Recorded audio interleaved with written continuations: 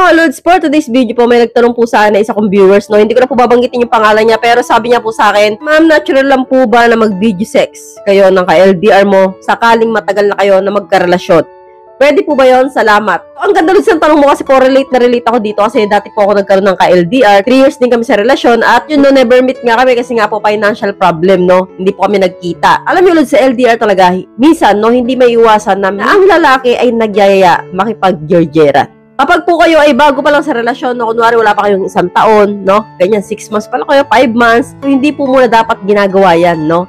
Pero kung kayo po ay taon na sa LDR, 1 taon, 2 taon, talagang tipo na malalim na yung pagtitiwala nyo sa isa't isa. Yung talagang pakiramdam ninyo, mahal na mahal nyo naman talaga yung isa't isa, kaya lang, hindi pa talaga kayo napapanahon para magkita. Kung meron pong LDR na province to province lang, no, ako nyari, Taga-Luzon, and then Mindanao, and then yung iba naman, nasa ibang bansa talaga. So, mahirap pong humanap ng paraan para magkita, lalo na kung wala po kayong pera. So, sa tanong mo, Lods, na normal lang ba sa relasyon sa LDR, no? Video sex, no? Kung kayo po ay matagal na sa relasyon, normal po talaga yan. Hindi po yun nawawala, no?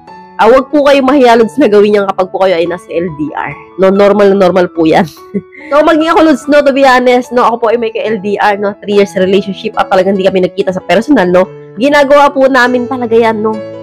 So, normal lang po sa LDR na minsan nagpapasahan kayo ng mga nude photos.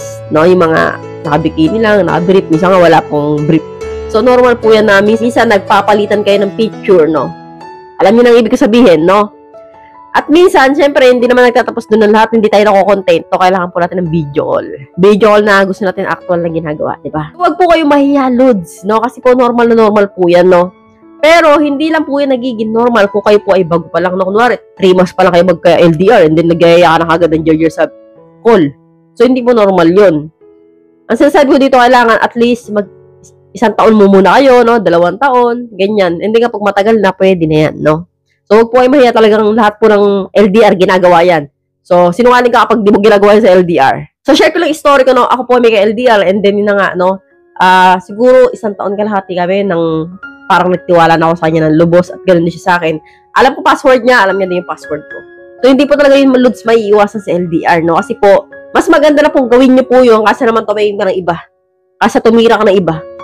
Diba? Kasi kadalasan, karamihan, no, ganoon ang ginagawa kapag may ka-LDR, ang ginagawa, napapa-judge sa iba kasi hindi na mapigil.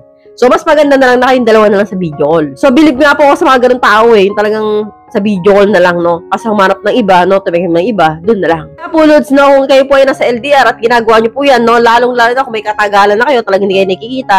So, gura lang kayo, no? Agree ako dyan at supportado kita. No, kasi po ginagawa ko rin po talaga yan, no? Hindi po ginagawa sa LDR yan, abnormal po kayo. So, hanggang dito lang po tayo mga Lods. I hope you learned something new in this video. More videos to come. So, stay connected and see you again to my next video. God bless. Bye-bye!